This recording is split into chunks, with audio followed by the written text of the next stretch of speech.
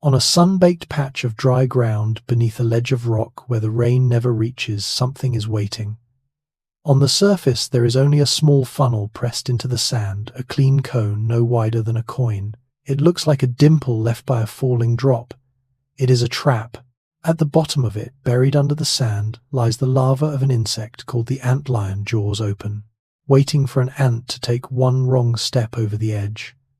It does not hunt by chasing. It digs a pit at the exact steepness sand can hold before it collapses, then waits for gravity to do the killing. And yet almost no one alive has ever seen the adult this creature becomes or knows that the monster in the sand grows up to fly. This is the antlion, and the ground it lives in is a weapon. The antlion larva hunts by building a pit and letting prey fall into it. It digs a cone-shaped funnel in dry sand, buries itself at the bottom with only its jaws exposed, and waits. When an ant walks over the rim, the loose sand collapses under its weight and slides it down to the center where the jaws are. That is the entire method. No chase, no pursuit, no stalking across open ground. The hunter picks a spot, builds a structure, and lets the prey deliver itself. Biologists call this ambush predation, and the antlion is one of the most extreme examples on Earth. It doesn't just hide and wait, it engineers the ground so that walking becomes falling. The pit is usually about 2 inches wide and an inch or two deep size to the larva that dug it. From above, it reads as empty. That emptiness is the design. A trap that looked dangerous would catch nothing, so this one is built to look like a harmless dent in the dirt. Everything that makes it deadly is hidden beneath the surface, set and waiting. The ant never sees a predator. It sees ground. Then the ground gives way. Once an ant slides into the pit, climbing out is nearly impossible, and the reason is physics, not strength. The larva builds the walls of its funnel at the steepest angle dry sand can hold before it collapses, a threshold scientists call the angle of repose, roughly 34 degrees for fine sand. At that angle, the slope is barely stable. The moment the ant's weight presses on it, the grains shear loose and flow downward, carrying the ant with them. So the ant climbs and the wall dissolves under its feet, and for every step up it slides further down. It is not climbing a hill, it is climbing a collapsing escalator running the wrong way. Researchers have timed these escapes against a well-built pit. An ant's chance of climbing out drops toward 0. The harder it works, the more sand it loosens, the faster the floor rises to meet it. From above, you would see a brief, frantic spray of sand at the rim and then the surface going smooth again, the ant gone. The ant did nothing wrong. It used the only escape strategy it has, climbing, and that strategy is exactly the one the trap is built to defeat. If an ant nearly escapes, the larva fights back by throwing sand at it. From the bottom of the pit, buried and braced, it loads grains onto its flat shovel-shaped head and flicks them sharply upward at the climbing prey. This does 2 things. The grains strike the ant directly, knocking it off balance, and they slam into the slope above it, collapsing the wall and burying the ant in a fresh avalanche that sweeps it back down to the jaws. This is a real aimed behavior, not random flailing the larva throws toward the disturbance it senses above it. Picture standing partway up a sand dune while someone at the bottom kicks the whole face loose again and again, each wave taking your feet out from under you. The harder the ant struggles, the more it disturbs the surface, and the more sand comes flying. The larva turns the prey's own escape attempt into the trigger for its capture. An ant that almost makes it to the rim is often the easiest to bring down, because its frantic climbing tells the larva exactly where to aim. When the ant reaches the bottom of the pit, the larva's jaws erupt upward out of the sand and seize it from underneath. This is the opposite of how most predators attack. Hawks drop from above, snakes lunge from cover. The antlion strikes from inside the surface the prey is standing on, pulling it down rather than dragging it away. There is no shadow, no looming shape, no silhouette to flee from. The danger was always beneath the ant's feet. The larva spends the entire hunt buried with only its open jaws near the surface, hidden under a thin skin of sand at the pit's center. So the prey funnels straight down to the one point where the weapon is waiting, and the first time it sees its attacker is the instant the jaws close on it. From above, the whole event is a single convulsion of the sand, a flick of curved jaws, the ant vanishing downward, and then stillness. The direction of the attack is part of what makes it so effective. An animal can learn to watch the sky or scan the horizon. It is far harder to fear the ground itself. The antlion's weapon is a pair of long, curved, sickle-shaped jaws, and they do two jobs in a single motion. They pin the prey and they inject it. Each jaw is hollow, grooved along its length into a channel that carries fluid, so the moment they close on an ant, they begin pumping venom and digestive chemicals directly into its body. These jaws are huge relative to the larva, dominating its head almost entirely. They are not simple pincers that crush. They are more like a pair of hypodermic fangs that hold and deliver at the same time. When prey lands at the bottom of the pit, the larva doesn't need to aim or lunge. The trap has already funneled the ant to the exact spot between the open jaws. All the larva does is close them, and in that one closure, the ant is gripped, punctured, and dosed. There is no second bite, no shaking, no repositioning. The curved points drive inward, lock the prey against itself, and the fluids start flowing through the hollow grooves immediately. Grip and injection are not two steps for this animal. They are one. The first thing the injected fluid does is paralyze. Antlion venom contains neurotoxins that shut down the prey's muscles from the inside, and they work fast. A struggling ant goes still within roughly a minute of being bitten. It does not stop fighting because it has tired. It stops because its own muscles no longer answer. This matters for the larva's safety as much as its meal. Many of its prey, especially ants, carry their own weapons: biting jaws, stinging abdomens, sprays of formic acid. A paralyzed ant can't deploy any of them. By dropping the prey's nervous system in seconds, the venom turns a dangerous armed insect into an inert package before it can land a counterstrike. Scientists studying these toxins have found them potent enough to immobilize prey several times the larva's own weight. So the sequence at the bottom of the pit is brutally quick. The jaws close, the venom goes in, and within a breath or two, the thrashing stops. What crossed the rim a moment ago as a fast, capable, defended animal is now held fast and going limp, still alive, but no longer able to do anything about it. The antlion does not chew or swallow its prey. It digests it from the outside in while the ant is still held in its jaws. After the venom paralyzes the prey, the larva injects a second set of fluids, digestive enzymes that dissolve the ant's insides into liquid. Then, through the same hollow grooves in its jaws, it drinks that liquid back out. This is called extra-oral digestion. The stomach's work happens outside the body, inside the prey's own shell. Think of it like injecting a juice box with a solvent, waiting for the contents to turn to fluid, then sipping it dry through the same straw. Over a few minutes to an hour, the ant is emptied, its organs, muscles, and tissue broken down and siphoned away until only the hollow exoskeleton remains. The larva extracts almost everything of value without ever opening the shell. It is efficient, and it is grim. The prey is liquefied inside its own armor and consumed through two curved tubes. Nothing is torn apart, nothing is swallowed whole. The meal is drunk. When the meal is done, the larva throws the corpse away. The drained husk of the ant, a hollow, intact-looking shell with nothing left inside, gets loaded onto that flat head and flicked up and out over the rim of the pit. The same flicking motion used to throw sand at escaping prey. There is a practical reason for this housekeeping. A pile of dead bodies at the bottom of the pit would clutter the trap, foul the clean funnel, and warn approaching ants that something deadly lives here. So the larva clears the evidence, tossing the husk clear of the cone, then repairs any damage to the walls and resets to wait. If you ever find an antlion pit, look at the sand just outside its rim.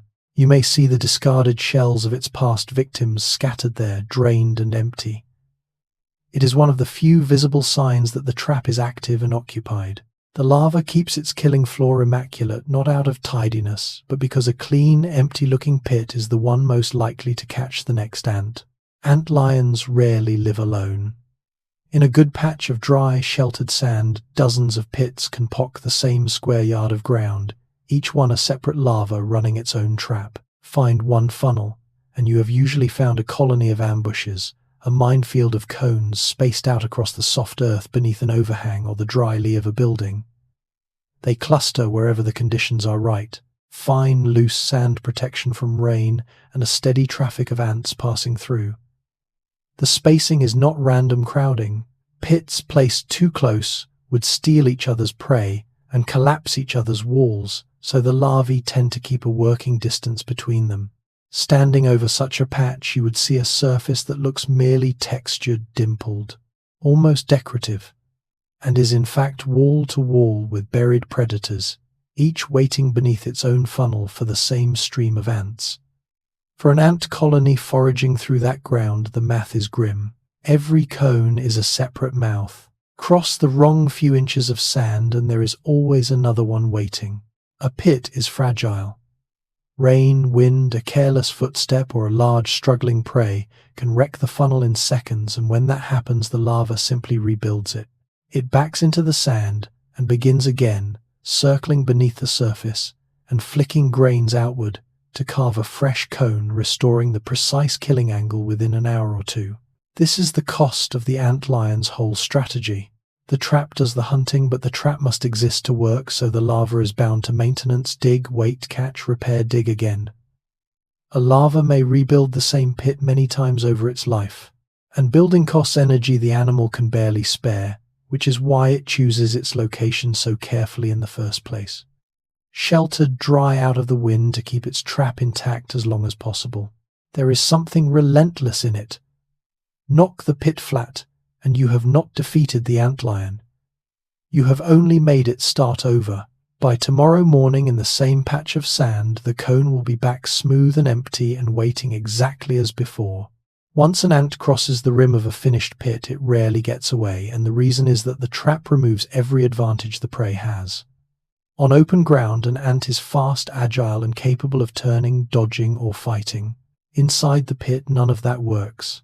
It cannot run because the floor is moving. It cannot turn because there is nowhere flat to turn on. It cannot fight because there is no attacker in reach until the very end.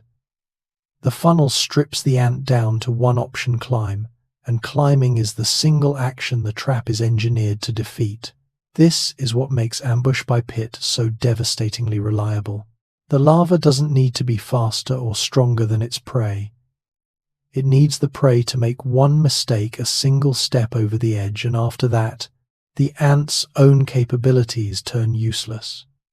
Speed means nothing on collapsing sand. Strength only loosens more of it.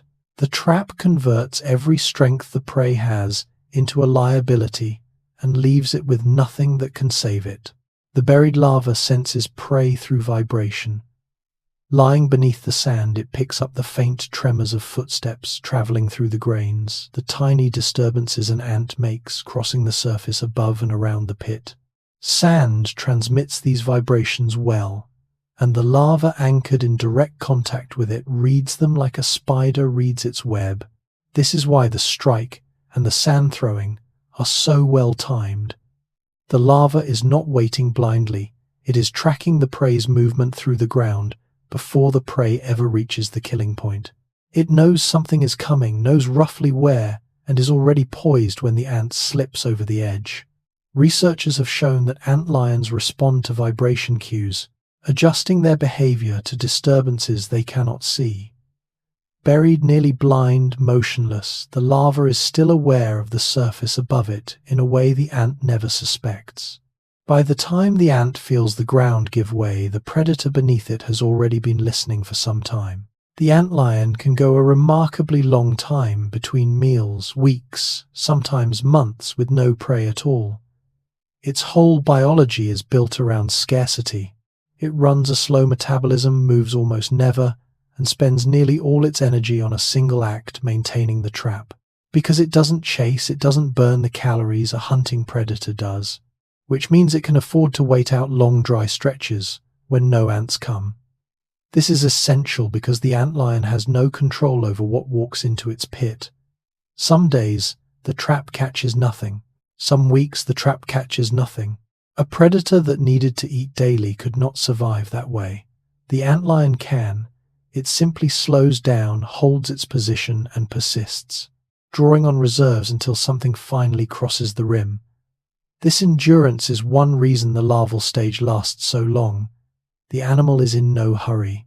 It is built to outlast hunger, to treat starvation as a normal condition rather than an emergency. Where other predators would weaken and die, the antlion just waits. The name says ant, but the antlion's pit will take almost any small creature that falls into it. Spiders, beetles, springtails, small flies, even other antlions, anything roughly the right size that loses its footing on the slope becomes prey. Ants are simply the most common victim because ants travel in steady columns across exactly the kind of dry, sheltered ground where antlions build. So the trap is set in the path of the most reliable traffic, and ants supply the bulk of the meals. But the mechanism doesn't care what it catches. The funnel collapses under any small weight, the jaws close on whatever arrives at the bottom, and the venom works on a wide range of insects. This makes the antlion a generalist ambusher, wearing a specialist's name. It isn't built to hunt ants specifically, it's built to catch whatever the ground delivers, and the ground mostly delivers ants. A spider that strays too close meets the same collapsing wall, the same upward strike, the same hollow jaws as any ant. The pit does not discriminate. It only waits. The larva's sand throwing is more forceful and more accurate than its size suggests. With a sharp snap of its head, it can hurl grains several times, its own body length up the slope, striking prey that has climbed well toward the rim. The flicks are quick and repeated a barrage rather than a single toss, and they keep coming as long as the prey keeps struggling. For an ant near the top of the pit, this is the difference between escape and death. It may have nearly cleared the wall legs over the edge, and then a volley of flung sand slams into it and the slope beneath it at once, and it is gone, swept back to the bottom. The reach of this attack effectively enlarges the trap. The prey is not safe simply because it has climbed beyond the loose lower slope. It remains within range of the bombardment until it is fully over the rim and away. From below, the larva cannot see its target clearly, yet it directs the barrage toward the disturbance with enough accuracy to bring down prey it has never laid eyes on. There is no sound to any of this. The collapse of the sand, the strike of the jaws, the struggle, the draining of the prey, all of it unfolds without a noise a person could hear. The pit is small, the actors are tiny, and the whole drama plays out in near-perfect quiet at the bottom of a cone the size of a thumbnail. Crouch right over an active pit on a still afternoon and you would hear nothing, no buzz, no click, no cry. Just sand occasionally shifting. This silence is part of why the antlion is so easy to overlook. There is no alarm to draw the eye, no commotion that announces a death is happening underfoot. An ant is caught, paralyzed, liquefied, and emptied, and the surface barely registers it, a brief disturbance, then smoothness again. Whole hunts take place beneath our notice in soundless miniature in the dry sand under a ledge we walk past without a glance. The deadliest thing in that patch of ground makes no more noise than the wind moving a few grains. Over the months, sometimes years, that an antlion spends as a larva, the bodies add up. A single larva may catch and drain hundreds of insects before it ever transforms, each one lured into the same patch of sand, each one emptied and flicked aside. It is not a fast killer on any given day. Some days it eats nothing at all. But it is a patient one, and patience compounds. A trap that takes one ant every few days, run continuously for a year or two, becomes a quiet engine of death by the time the larva is done with it. Multiply that by the dozens of pits that can riddle a single good patch of ground, and a small dry corner beneath a ledge becomes the site of thousands of deaths a season, all of it invisible, all of it silent. The antlion's threat is not the drama of a single strike.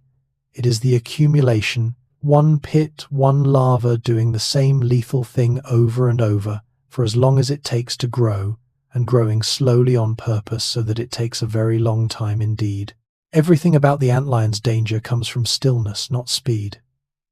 It has no running, no leaping, no pursuit in its repertoire. In fact, as a larva, it can barely move across open ground at all, and yet it is one of the most effective insect predators in its habitat. This inverts what we expect a hunter to be. We picture lethality as motion, the sprint of a cheetah, the strike of a mantis, the dive of a hawk. The antlion is lethal by doing the opposite of all that. It picks a spot, commits to it, and becomes deadly by refusing to move. Its power is positional. The trap, not the body, does the hunting, which frees the larva from ever needing to be fast or strong. This is a profound evolutionary bargain. By investing everything in the structure and almost nothing in athleticism, the antlion turns its own slowness into an asset. It can wait longer, eat less, and persist where an active hunter would starve. The thing that makes it frightening is exactly its lack of urgency. It does not need to catch you. It only needs you to fall. An ant colony is intelligent in the aggregate. It lays trails, shares information, adapts its routes. But it almost never learns to avoid antlion pits, and the reason is built into the trap itself. The larva leaves no survivors to carry a warning home. An ant that enters a well-built pit does not come back, so it cannot signal danger to the colony, cannot lay an alarm trail, cannot teach the others. The information dies with it at the bottom of the funnel, and the larva keeps the pit clean, flicking the drained husks clear of the rim so even the bodies don't accumulate into an obvious warning sign in the prey's path. From the colony's perspective, scouts simply vanish one at a time with no pattern it can read. The trap's lethality is also its secrecy. Because it kills so completely, it never generates the survivors or the evidence that would let prey adapt to it. Generation after generation of ants walk the same ground into the same funnels. The colony never learns because the antlion never leaves anything alive to remember.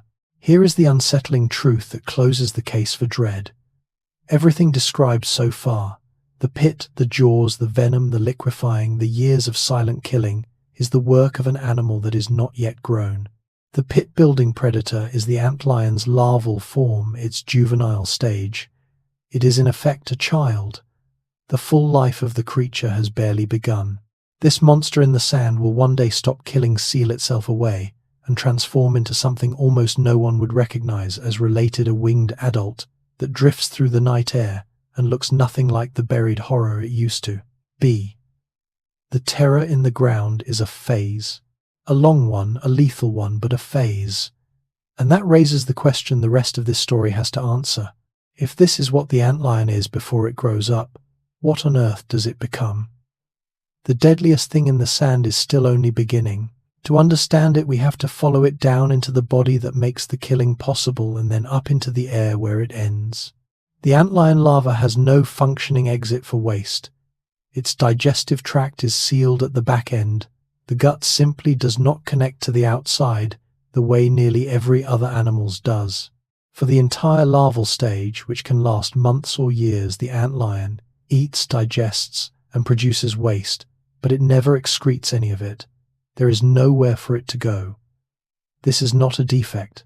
It is a strategy, and the next fact will follow where the waste actually ends up. But pause on the strangeness first. Here is a predator that drinks the liquefied insides of hundreds of insects over its life, processes all of that, and never once relieves itself in the ordinary sense. A body that takes in and takes in and takes in and seals the rest away inside. For an animal, this is deeply unusual. Most life is a flow in one end out the other. The antlion larva is closer to a vessel it fills, and it holds and it does not release. The killing machine in the sand is also biologically a closed container. So where does it all go? The waste accumulates internally, held in a specialized portion of the gut, stored away for the entire span of larval life. The antlion carries everything it cannot release, packed inside itself, building up across every meal and every molt. It does this for a reason that only makes sense at the very end of the larval stage. The stored waste is finally put to use during metamorphosis and is expelled only when the adult emerges, a release saved up for years and spent all at once. Think of a sealed jar slowly filling over a lifetime, never opened until the single moment everything changes. Until then, the larva simply carries its accumulated waste as part of its body weight, a growing internal store it cannot and will not void. There is something almost monastic in it, an animal that holds everything in, withholds release, defers it to the one transformation that matters. The buried hunter is not only patient about food and movement, it is patient in the most literal bodily sense about everything. Nothing leaves until it is time. The antlion larva's jaws are not just for fighting, they are also effectively its mouth, and it has almost nothing else to feed with. The larva does not have a normal open mouth that takes in food the way we picture eating. Instead, each curved jaw works together with a thin structure beneath it to form a closed tube, and the larva feeds entirely through these tubes. Weapon and feeding apparatus are the same organ. The jaws that stab, grip, and inject are the very same jaws that drink the prey back out. This fusion is part of what makes the larva's head so alien. In most animals, the tools for catching food and the means of eating it are separate things: claws and mouth, hands and lips. Here they are, one structure doing both jobs, a pair of hollow sickles that capture, kill, dissolve, and consume without ever handing the prey off to a separate mouth. The antlion does not catch a meal and then eat it. It catches and eats through the same instrument, in the same motion, with the same curved tubes. Its weapon and its hunger share a single piece of anatomy.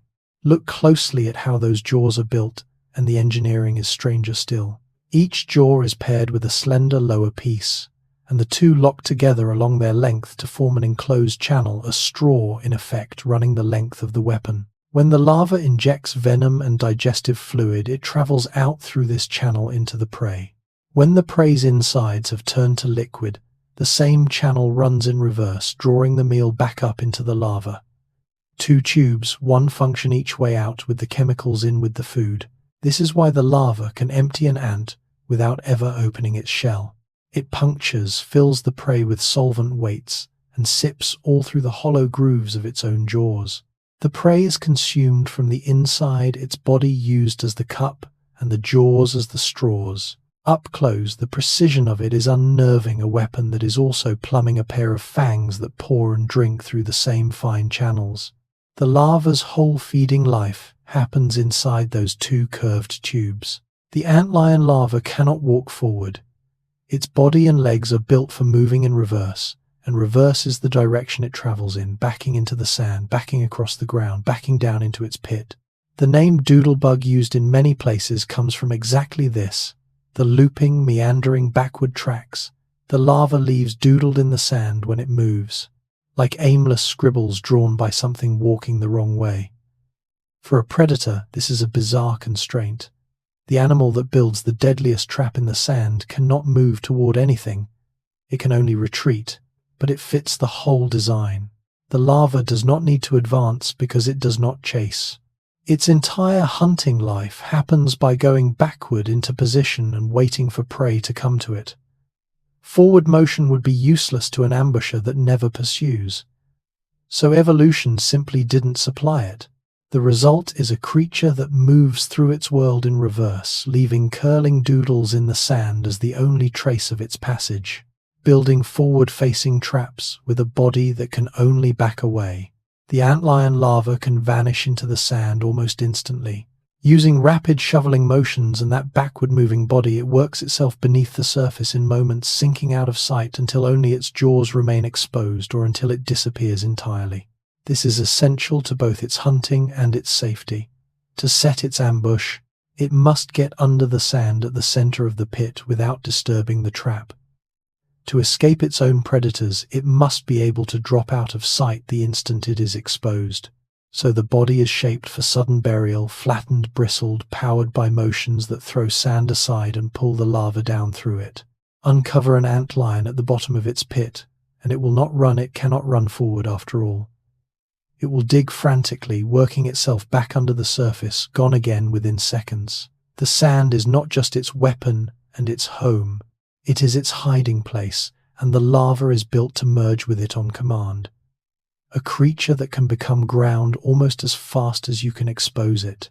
When the larva seizes an ant, the prey fights, and a fighting ant is strong enough to drag a loosely held predator out of position. The antlion's answer is its body covering. The larva is studded with stiff bristles and forward-angled hairs that dig into the surrounding sand and grip it, anchoring the larva in place so the thrashing prey cannot pull it loose. As the ant struggles to escape upward, the bristles bite into the sand and hold, turning the larva's whole buried body into an anchor. This is what lets a relatively small predator hold prey that is fighting for its life. Without that anchorage, the prey's struggle could heave the larva up and out of its set position, wreck the trap, and create a chance for escape. Instead, the larva stays locked, jaws gripping from the front, bristles gripping from below the prey, pinned between the weapon and the ground. Every part of the body serves the ambush. Even the hairs on its skin are not decoration but tackle tiny hooks that let the larva treat the sand itself as the thing holding its dinner still. The antlion larva has eyes, but they are simple and weak, capable of little more than detecting light and shadow. It does not see its prey in any detailed way. For a predator, near blindness should be crippling, but the antlion has simply offloaded the job of detection onto something other than vision. It hunts by vibration, feeling prey through the sand and by the geometry of the trap, which delivers prey to a fixed point regardless of whether the larva can see it coming. Sight would add little. The ant arrives at the same place whether the larva watches it or not, and the larva strikes upward at a target it locates by feel. So evolution never invested in good eyes here.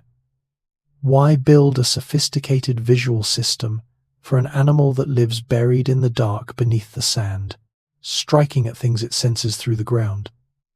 The larva gets by with the dimmest impression of light and a fine sensitivity to tremor. It is in a sense hunting blind, and it almost never misses. The trap sees for it. The sand reports for it. The eyes are nearly an afterthought. The larva's head is broad, flat, and built like a tool because it is one. That flat head is the larva's primary digging implement and its sand-throwing platform all at once. To excavate the pit, the larva loads sand onto the head and flings it clear with sharp upward jerks. To bombard escaping prey, it uses the same flat surface to hurl grains up the slope, and to bury itself, it shovels with the head working beneath the surface. The shape is no accident. A flat, broad head moves the most sand per motion, whether digging, throwing, or sinking. Picture a creature whose face is also its spade and its catapult. Everything the larva does to shape its world, it does with that head. The funnel, the avalanche, the burial, the housekeeping flick that clears away a drained husk. The jaws get the attention because they are the weapon, but the flat head is the workhorse, the part that builds and maintains the entire deadly structure. Without it, there is no pit, no sand throwing, no rapid burial. The larva's head is less a face than a piece of construction equipment. An animal that spends its life beneath the surface still has to breathe, and the antlion does it the way insects do, through small openings along the sides of its body called spiracles, which take in air directly. Buried in loose, dry sand, the larva is not sealed off from air the way it would be underwater. Sand is full of tiny gaps and air filters down between the grains. So the larva, sitting just beneath the surface with its body in the loose sand of the pit floor, draws what it needs through those openings without ever surfacing. This is part of why dry, loose sand matters so much to the antlion beyond the way it collapses. Packed wet or muddy ground would not breathe the way open sand does, and it would not let the larva sit buried yet supplied with air. The choice of habitat is a choice of life support. The larva lives in the one material that can be a trap, a hiding place, an anchor, and a source of air all at once. It does not come up to breathe. The ground breathes for it. The antlion does its digesting before the food ever enters it. After paralyzing the prey, it pumps in enzymes that break the ant's tissues down to liquid inside the prey's own shell, and only then drinks the result. This is called extraoral digestion, and it means the larva's stomach work happens externally in the body of the victim rather than internally after swallowing. For the larva, This solves a real problem. With no normal mouth to take in solid food and a gut that doesn't even open at the far end, it cannot eat the way most animals do chew-swallow process. So it processes first and ingests last, turning the prey into a drinkable meal before a drop of it crosses into the larva's body. The shell of the ant becomes a disposable container in which digestion is carried out and then discarded. It is a complete inversion of the familiar order. We eat, then digest. The antlion digests, then eats. By the time the meal moves through those hollow jaws, the hard work of breaking it down is already finished, done outside the body in the husk that gets flicked away. That sealed digestive tract, the one with no rear exit, stays closed for the entire larval life and opens only at metamorphosis. For months or years, the connection simply isn't there. The larva's midgut is shut off from its hindgut, with no passage between them. The link forms and the long-stored waste is finally released only when the larva transforms into an adult. This is a remarkable piece of developmental timing. The body deliberately withholds a basic function-clearing waste and defers it to the single moment of total reconstruction. Everything about the larva is provisional in this way, built to serve only the larval phase and then be rebuilt. The sealed gut is not a permanent feature of the animal.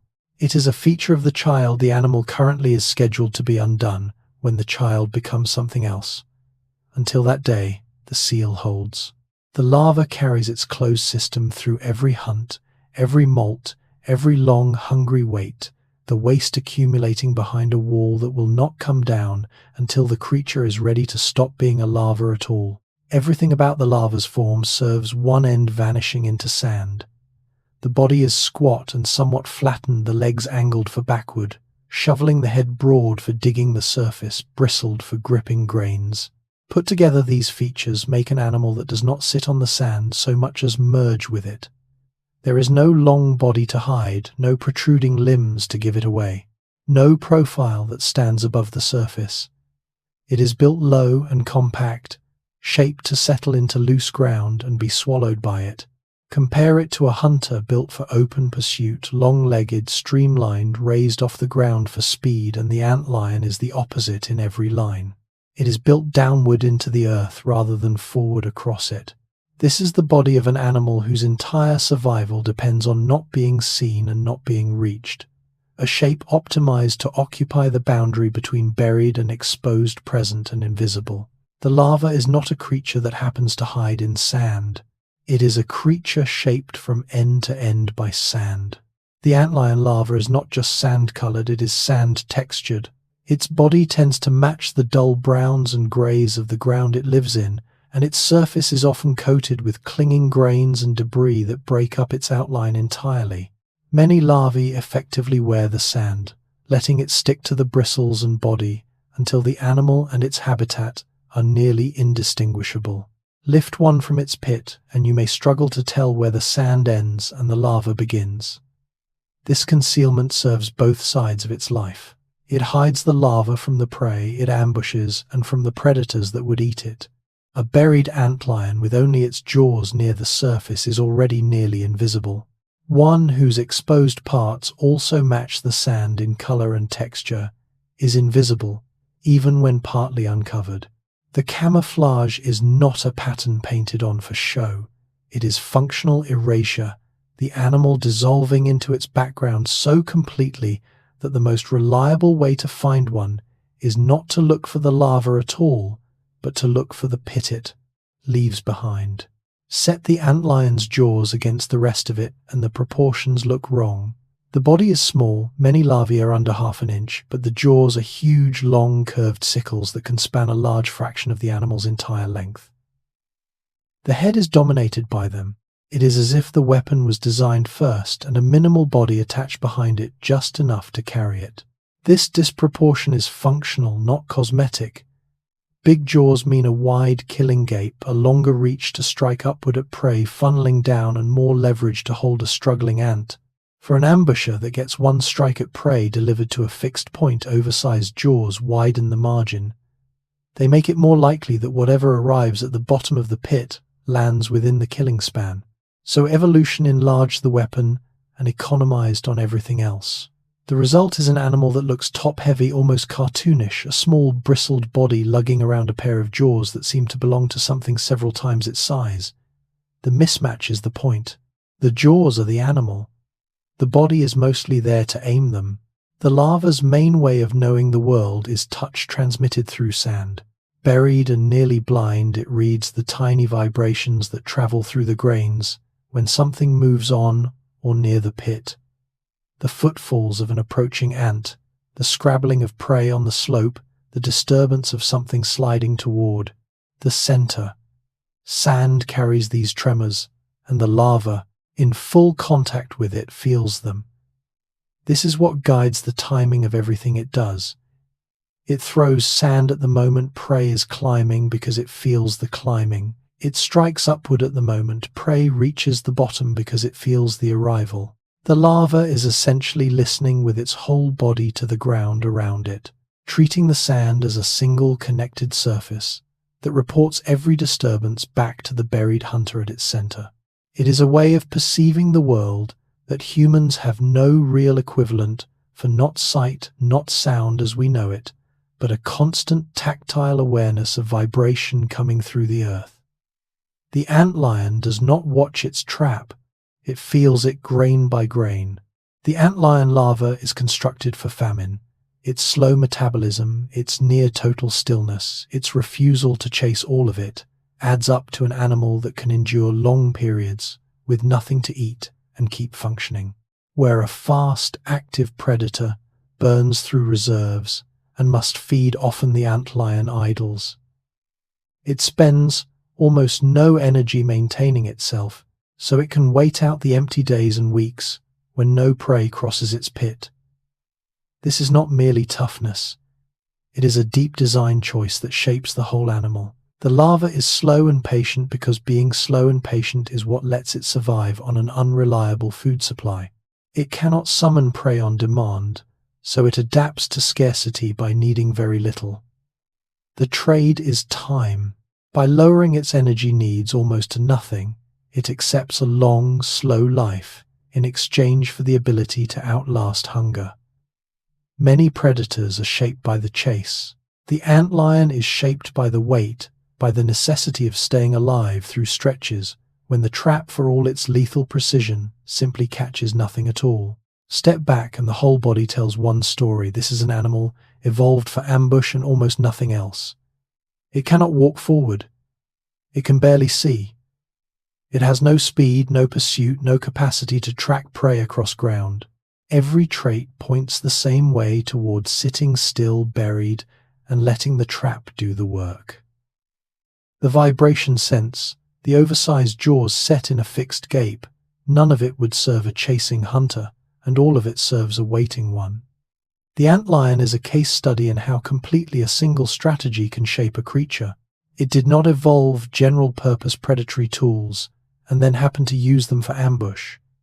It evolved into ambush, discarding everything ambush doesn't need.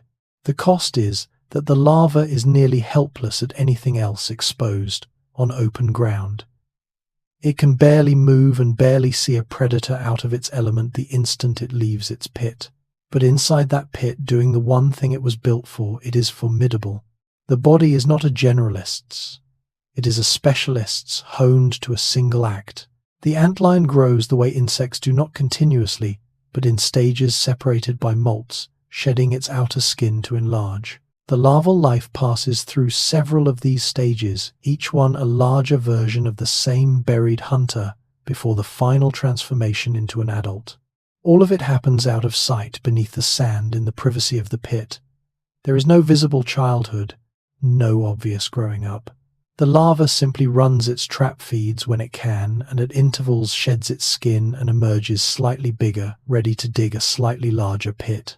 Because this unfolds underground, and the animal looks much the same, at each stage only scaled up, the growth is essentially invisible to any observer. We do not watch an antlion grow the way we might watch a caterpillar fatten on a leaf. It does its growing, hidden in the sand, marked only by the discarded skins of its earlier selves and the increasing size of the funnels it builds. The slow accumulation of meals, the long waits, the patient idling, all of it is quietly adding up molt by molt, toward the day the larva will stop growing and begin to change. Put the whole body together, and the antlion larva is among the most specialized predators an insect can be.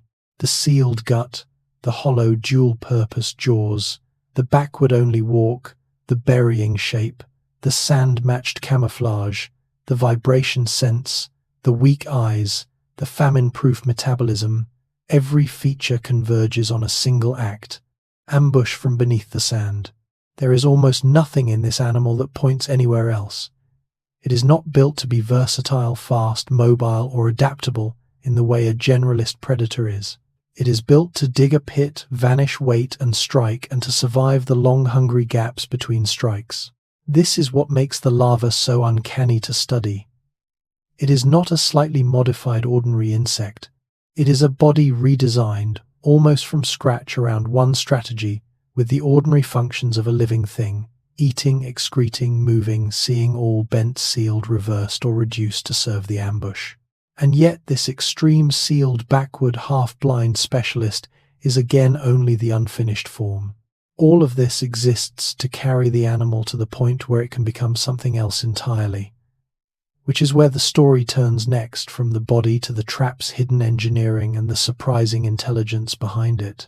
The antlion's pit works because it is built at one exact slope, the angle of repose, the steepest incline loose sand can hold before it slides. For dry sand, that's roughly 30 to 35 degrees. A degree shallower and prey could walk out. A degree steeper and the walls would collapse on their own. The larva builds right at that critical threshold every time, with no measuring and no understanding of the physics involved. This is what makes the behavior so striking. A human engineer would need to know the material, calculate the friction, and find the limiting angle. The larva simply digs in a way that produces the answer. Evolution has encoded the solution to a genuine physics problem into the instinctive movements of a half-inch insect that cannot see well and cannot walk forward. It does not know what the angle of repose is. It just builds it reliably in whatever sand it finds. The pit is proof that an animal does not need to comprehend a principle to exploit it perfectly. The comprehension is in the lineage, accumulated across millions of years and handed to each larva as a set of motions that happen to solve the equation. Building at the very edge of collapse is not caution, it is aggression. The larva wants the most unstable wall it can have while still having a wall at all. The closer the slope sits to its failure point, the less it takes to set it sliding, and the smaller the disturbance needed to send prey tumbling down. A gentle slope is forgiving. An ant can cross it.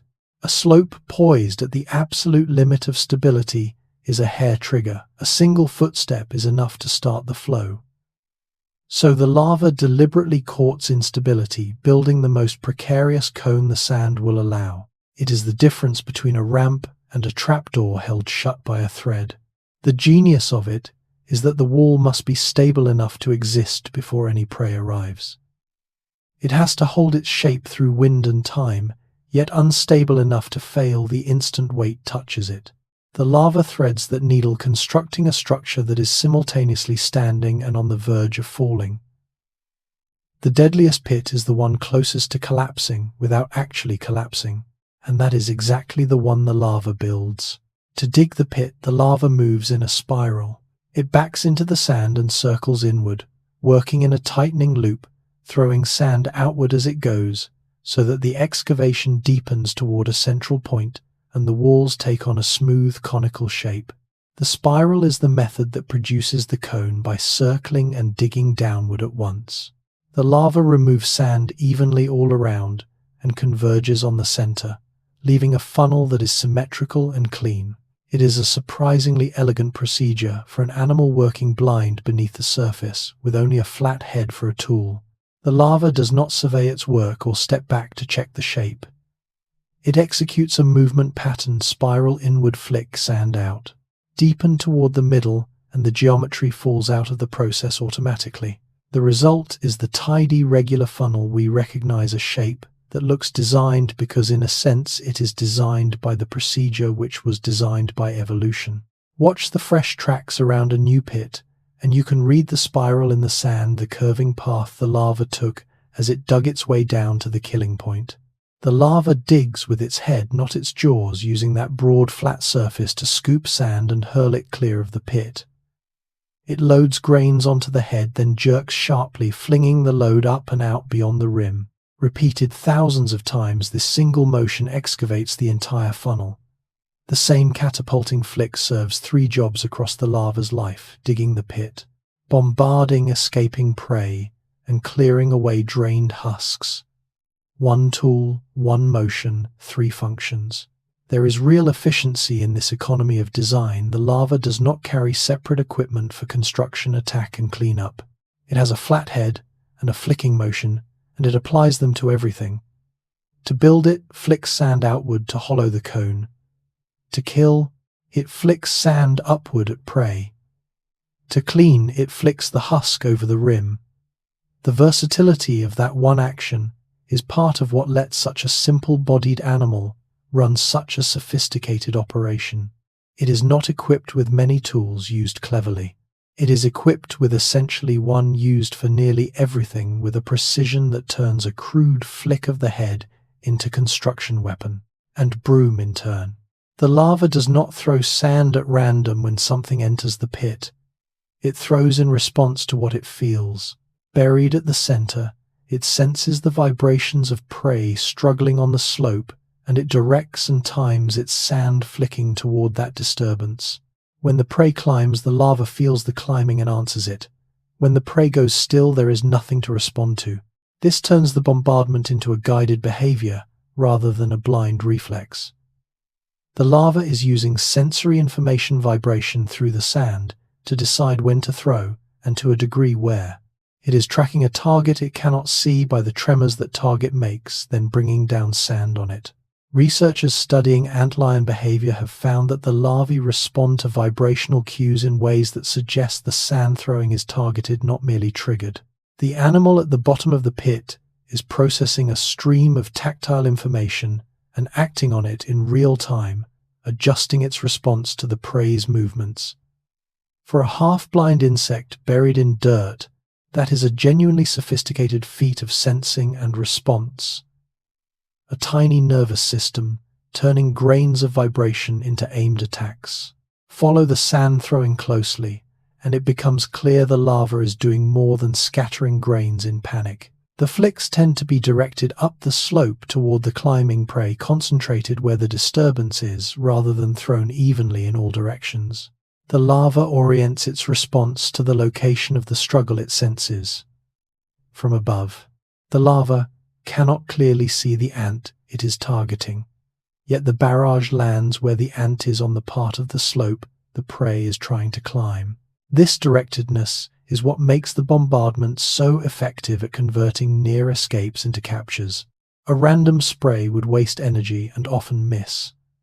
An aimed barrage hits the prey and collapses the specific stretch of wall beneath it, maximizing the chance of bringing it back down.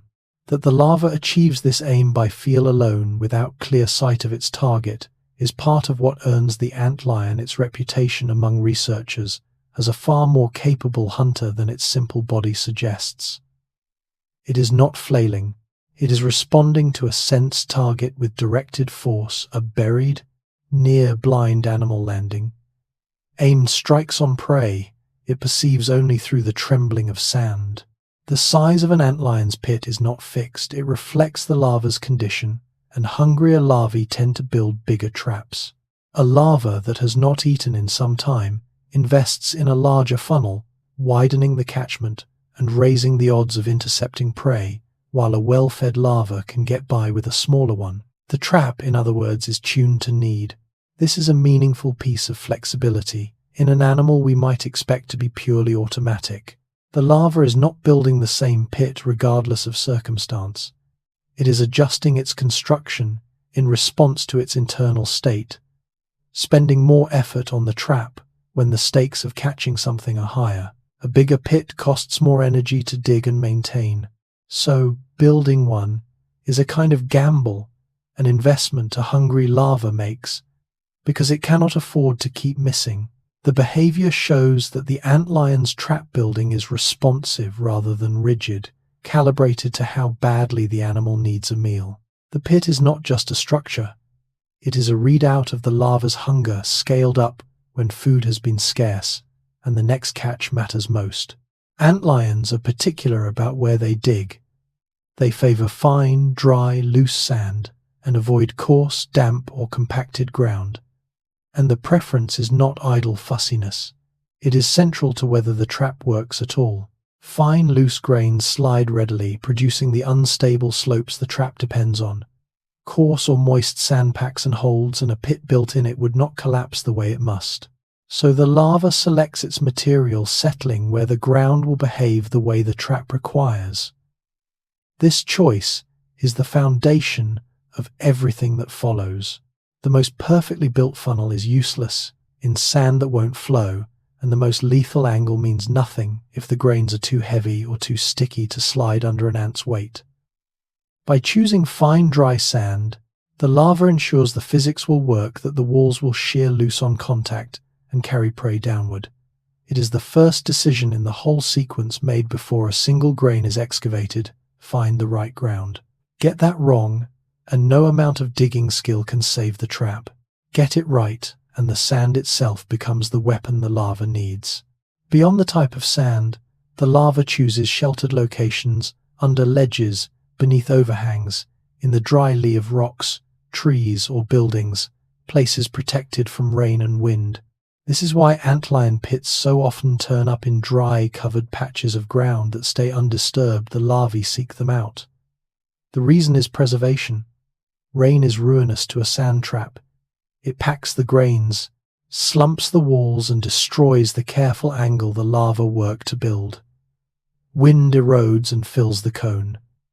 A pit in the open is constantly under threat, demanding endless rebuilding.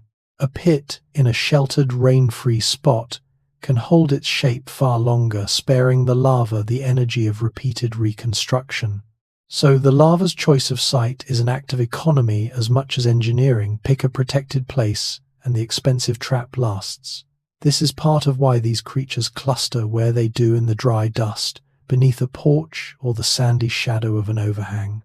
They are not there by accident. They have selected the few spots where a sand trap can survive, and concentrated themselves in the narrow band of ground where their whole strategy is viable. Where many larvae share good ground, they tend to space their pits apart rather than crowd them together, and the spacing reflects a real constraint. Pits built too close interfere, their walls undermine one another, and they compete for the same passing prey. By keeping a working distance between traps, the larvae reduce that interference, each one drawing from its own stretch of ground. Studies of antlion distributions have found that the pits are often spaced more regularly than random scattering would produce, suggesting the larvae respond to one another's presence.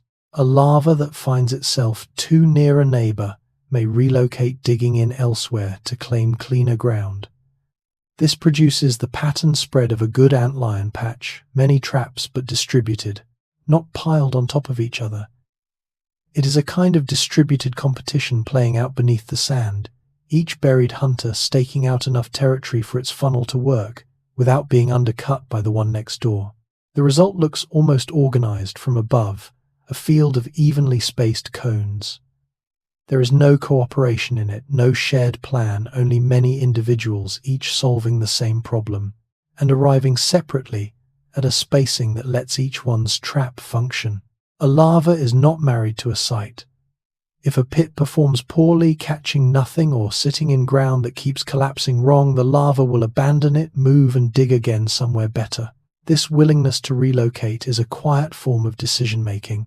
The larva is in effect evaluating whether a location is working and acting on the answer, cutting its losses where the catch is poor and reinvesting its effort elsewhere. Relocation is not cheap.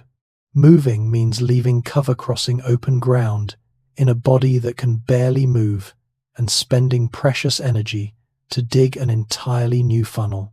So the choice to relocate implies the larva is weighing a real cost against the prospect of better hunting. It does not cling to a failing trap indefinitely, nor does it abandon a working one on a whim. It responds to how the current site is performing. For an animal often dismissed as a simple instinctive machine, this capacity to assess and relocate adds a layer of flexibility. The larva is not just executing a fixed routine in a fixed spot, but adjusting its whole position in the world based on results. The antlion's behavior changes with the warmth of the sand. Temperature affects how active the larva is, how it builds, and when it hunts, because like all insects, it depends on external heat to drive its body. In cooler conditions, it slows.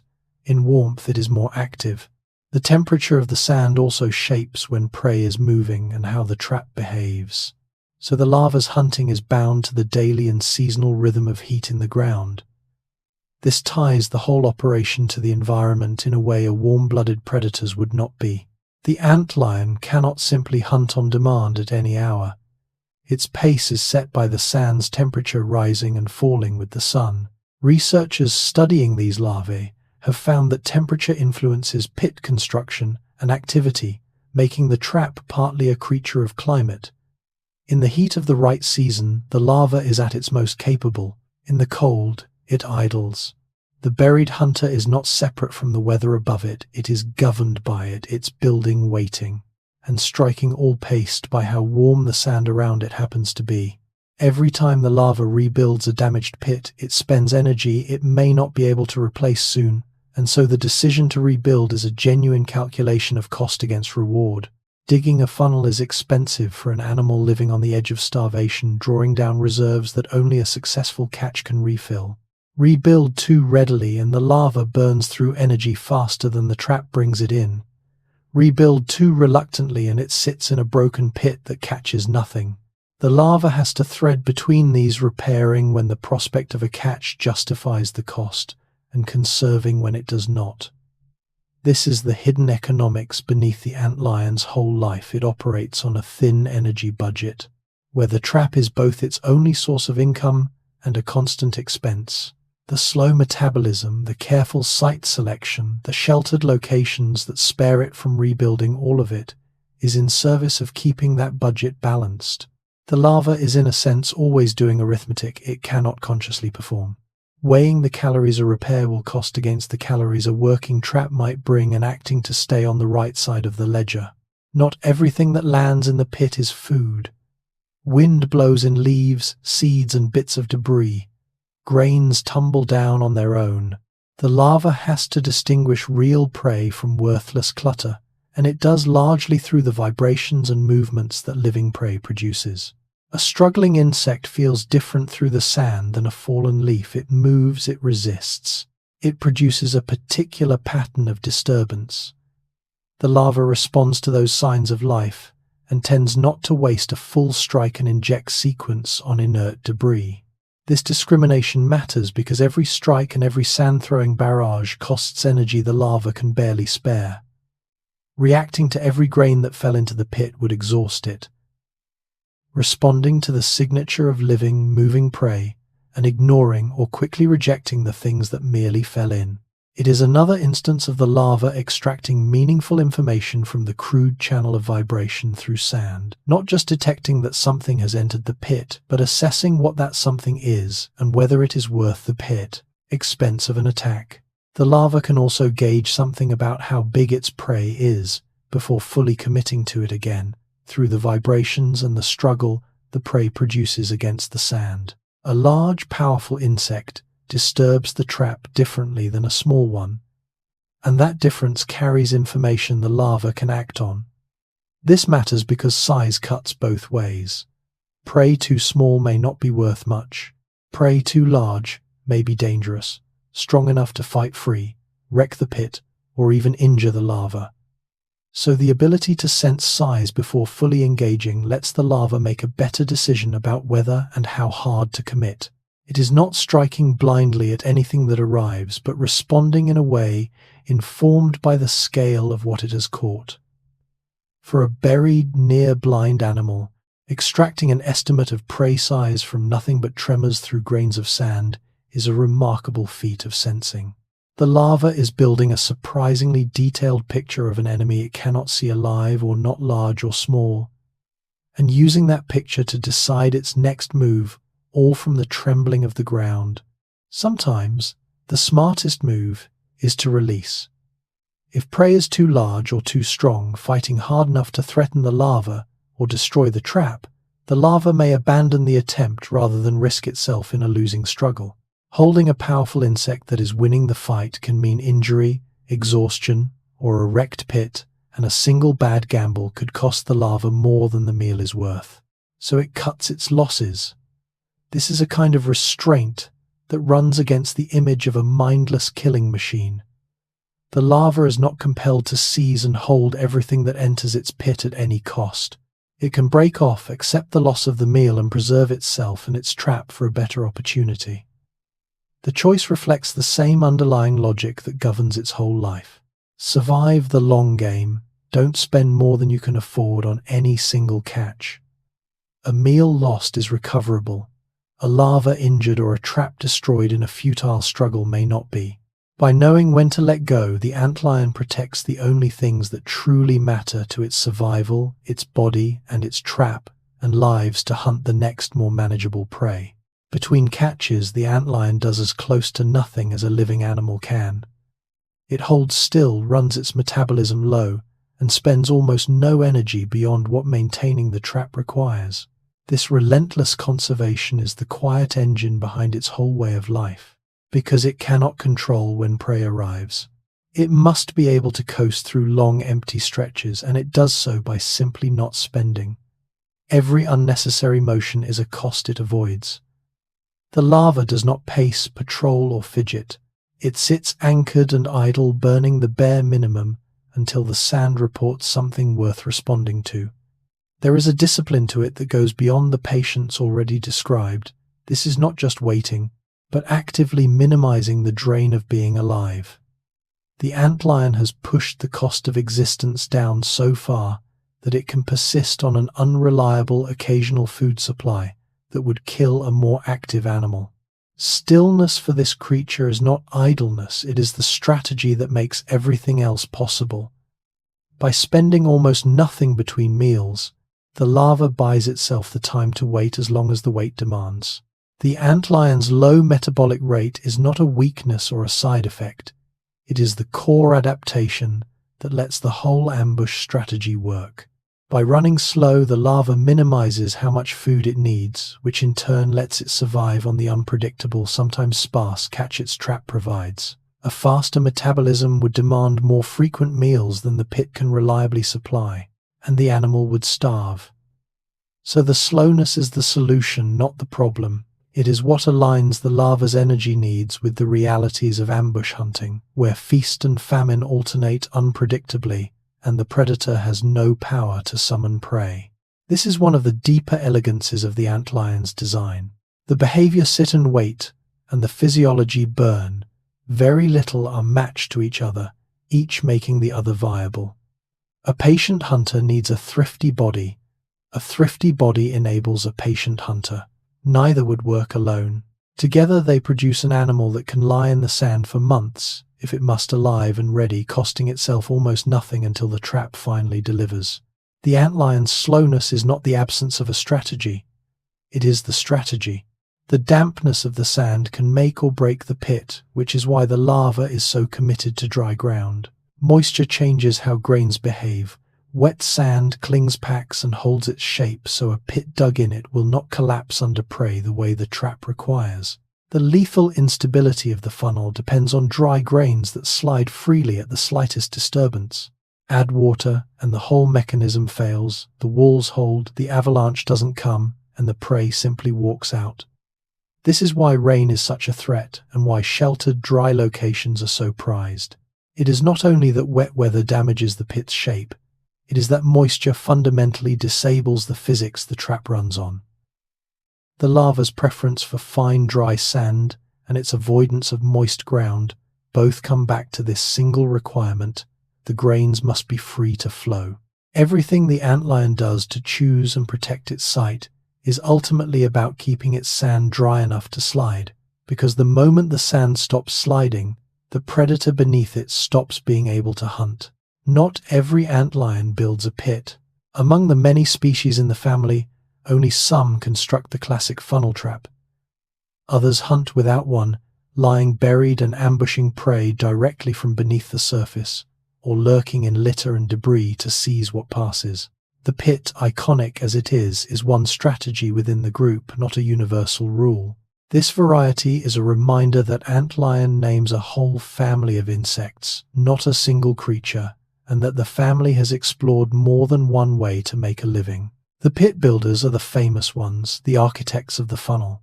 But alongside them are relatives that skip the construction entirely and rely on concealment and a fast strike alone, ambushing prey from hiding without the elaborate trap.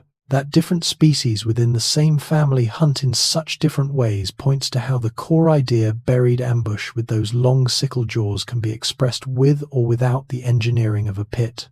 The funnel is a brilliant specialization, but it is a branch, not the trunk. Underneath all of them is the same fundamental antlion, hidden, patient, waiting beneath the surface to strike.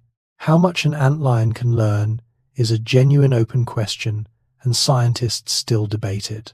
Some studies suggest the larvae can modify their behavior with experience, responding faster, adjusting to repeated cues, improving how they handle prey or vibration.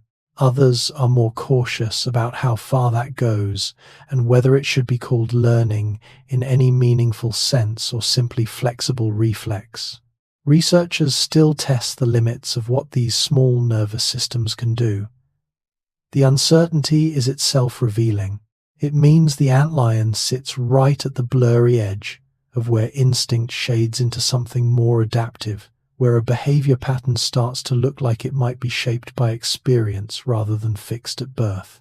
For an animal with such a tiny brain, even the possibility of learning is striking, and it has drawn real scientific attention. We are used to thinking of insects like this as pure automata, running fixed programs. The antlion complicates that picture just enough to keep the question open. Whether the larva truly learns and how much is not settled, and that unsettledness is part of what makes it such a compelling subject for the people who study how simple animals produce surprisingly capable behavior. The antlion has become a favorite subject precisely because it does so much with so little.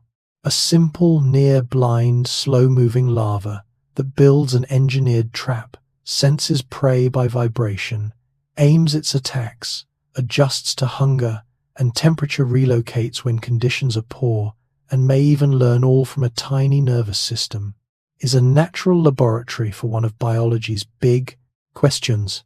How much sophistication can emerge from how little machinery? So scientists keep probing. They test how the larvae respond to controlled vibrations, how they build under different conditions, how they make their decisions about striking, holding, and releasing. Each study chips a little further into the gap between how simple the animal looks and how capable it proves to be. The arc of this research bends consistently in one direction. The more closely the antlion is examined, the more competent it turns out to be. Behaviors once dismissed as crude reflexes keep revealing structure, responsiveness, and calibration. The buried doodlebug, easy to overlook in the dust beneath a ledge, has quietly become a window into how complex behavior can arise without a complex brain. And the work is far from finished. There is, it seems, always more the antlion is doing than we had given it credit for. The antlion's larval stage is long, often a year or more, and in some species stretching to 2 or 3 years buried in the sand. For all that time, the animal is the pit-building hunter we have followed, digging, waiting, catching, growing by slow degrees. The famous, frightening phase of the antlion's life is also by far its longest. This is the great imbalance at the heart of the creature. Most of its existence is spent underground in the larval form, running its trap through season after season. The transformation that lies ahead and the winged life beyond it will occupy only a small fraction of the whole. The antlion is in the arithmetic of its own life, mostly a larva, mostly the buried thing in the sand, mostly the patient hunter beneath the funnel. Years pass this way, the larva enduring droughts and hungry stretches, molting through its stages, slowly accumulating toward the day it will change. When we picture an antlion, we picture this long chapter because it is nearly the entire book. The flight at the end, brief and rarely seen, is only the final page of a story spent almost wholly in the dark. The antlion grows slowly for a simple reason: it eats unpredictably and on purpose.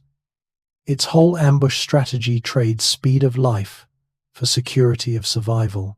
Because the larva cannot guarantee a steady food supply, some weeks the trap catches plenty, others nothing. It cannot grow on a fast, fixed schedule. Instead, it grows when it can, pausing through the lean stretches, advancing through the good ones. Combined with the deliberately slow metabolism that lets it survive famine, this stretches development out over a very long time. The slowness is not a flaw in the antlion's life cycle. It is the natural consequence of how it makes its living. An animal that ate reliably and burned energy fast could rush through childhood. The antlion does the opposite by design. It conserves it, waits it, accepts an irregular food supply, and the price of all that is time. So the larval years stretch long, not because the animal is sluggish or primitive, but because its entire way of life is built around enduring scarcity rather than racing through abundance. It grows slowly because it is built to last, and lasting for the antlion takes years. When the larva is finally ready to transform, it does something it has never done in all its hunting life. It spins silk. Underground, hidden beneath the surface, it produces silk threads and uses them to construct a cocoon, a protective case in which the great change will take place. The buried hunter that spent years digging and striking now turns to a wholly different craft, weaving itself a chamber for metamorphosis. This is the threshold between the two lives of the antlion. The cocoon marks the end of the larval phase and the beginning of the transformation into an adult. Sealed inside it, beneath the sand, safe from the dry world above, the larva will undergo a reconstruction so total that what emerges will be almost unrecognizable. The spinning of silk is the first act of that passage, the larva's final labor as a larva building the shelter in which it will cease to be one. After years of shaping sand, it now shapes silk, enclosing itself in the small hidden sphere where the monster of the sand will be unmade and something else assembled in its place. Here is one of the antlion's strangest secrets. The silk it spins for its cocoon does not come from its mouth as a caterpillar's does. It comes from the other end, produced from the rear of the body, from structures associated with the very digestive tract that has stayed sealed all this time. After a whole larval life with a closed gut, the antlion draws silk from the back end of its body to weave its cocoon. This is genuinely unusual. We tend to picture silk-spinning insects like silkworms producing thread from glands near the head, paying it out through the mouth. The antlion reverses this, issuing its silk from the opposite end entirely. It is a small detail, but it captures how thoroughly this animal departs from the familiar template. Even the way it makes silk is inverted from what we expect. The creature that walks only backward, that holds its waist for years behind a sealed gut, that feeds and fights through the same hollow jaws, also spins the cocoon for its own rebirth from the rear of its body. At every turn, the antlion does the ordinary business of being an insect in some extraordinary back-to-front way. The cocoon does not stay bare silk. As the larva spins, grains of sand stick to the silk and become incorporated into the structure, so the finished cocoon is a small sphere, coated and bound with sand, camouflaged, reinforced, and all but invisible. Against the ground it is buried. The transforming antlion seals itself inside a sand-covered ball hidden beneath the surface, indistinguishable from the surrounding earth.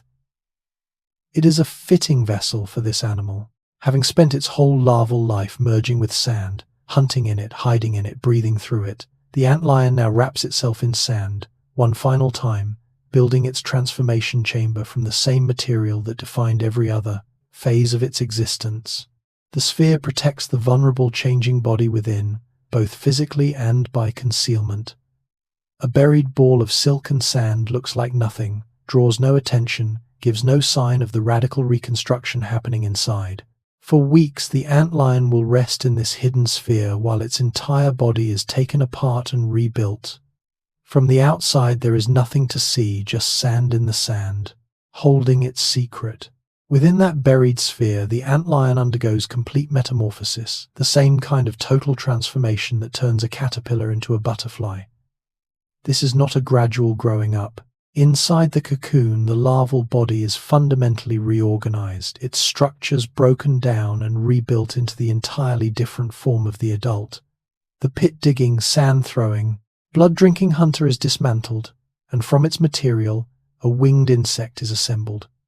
Complete metamorphosis is one of the most astonishing processes in the natural world, and the antlion undergoes the full version of it.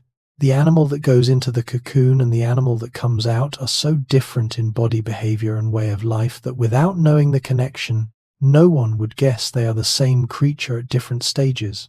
Everything we have described, the sealed gut, the backward walk, the oversized jaws, the buried ambush, belong to a form that no longer exists once the transformation is complete. In the dark of the sphere beneath the sand, the larva is unmade. What takes shape in its place will rise into the air and live a life that is the opposite of the one it left behind. Remember the sealed gut and the years of waste stored inside the larva with no way out. The transformation is when that account is finally settled. As the antlion completes its metamorphosis and prepares to emerge as an adult, the connection in its digestive tract opens at last, and the waste accumulated across the entire larval life is expelled, released all at once, after months or years of being held. The first act of the new adult is in a sense to let go of everything the larva held in. There is a strange poetry to this timing. The larva withheld release for its whole existence, carrying its waste as part of itself, deferring it to the single moment of total change. And that moment arrives precisely at the boundary between the two lives, the old form's last burden discharged, as the new form comes into being. The seal that held for years gives way exactly when the larva ceases to be a larva. The vessel that filled and never emptied is finally emptied on the threshold of flight. Whatever the adult will be, it begins unburdened. The long-stored weight of its buried childhood, left behind in the sand with the husk of what it used to be. What emerges from the cocoon bears no resemblance to the creature that entered it. Gone are the squat body, the flat shoveling head, the monstrous sickle jaws, the bristled sand-gripping skin. In their place is a slender, delicate winged insect, long-bodied with 2 pairs of large, finely veined wings and thread-like antennae. The horror of the sand has become something graceful and almost fragile. If you set the larva and the adult side by side without knowing the truth, you would never connect them. One is a buried, armored ambush predator built for killing in the dark. The other is an airy, long-winged flyer that drifts through the dusk. They share no obvious feature, no family likeness, nothing that would betray that they are one animal at 2 points in its life.